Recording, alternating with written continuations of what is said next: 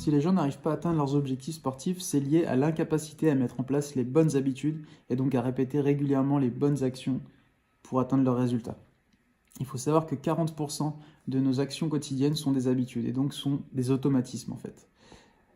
Les automatismes, ça ne demande aucune volonté, contrairement à la motivation. Quand vous attendez la motivation pour aller vous mettre au sport, ça vous demande une grosse décharge de volonté. Et la volonté, c'est une réserve épuisable. C'est une réserve qui se fatigue au fil de la journée. Donc évidemment, si vous avez planifié votre séance de sport le soir, il vous reste peu de volonté pour y aller. Le sport, il faut voir ça comme un CDI et pas comme un CDD. Ça fonctionne sur le long terme. J'avais vu un article d'un autre coach sportif il y a quelques années qui répondait à la question « Mais combien de temps je vais devoir faire du sport ?» Et donc lui il disait « Mais combien de temps tu vas devoir te laver les dents à ton avis ?»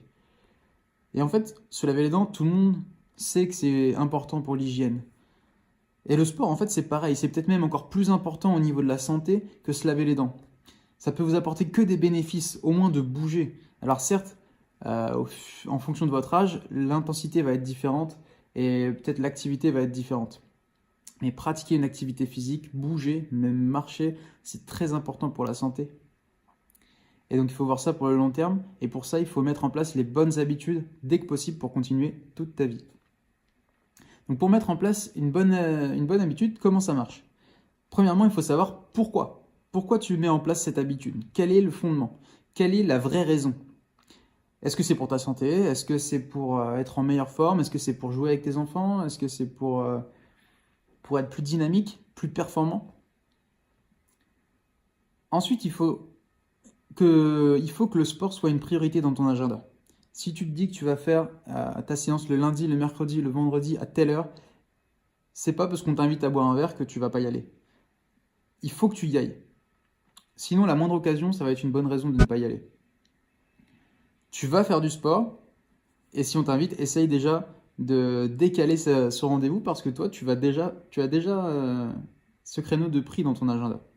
Donc tu vas aller faire ta séance. Ensuite, il faut que tu trouves un déclencheur.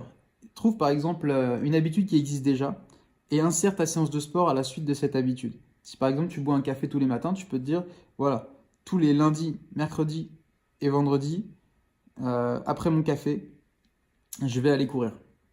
Ça peut être autre chose, ça peut être en rentrant du travail à 18h par exemple. 3 fois par semaine, tu vas aller faire ta séance. Voilà. Et enfin, il faut essayer de ne pas briser la chaîne. Si tu te dis que tu vas faire 2 ou 3 séances par semaine, va faire tes 2 ou 3 séances par semaine, même si tu n'as pas trop le temps.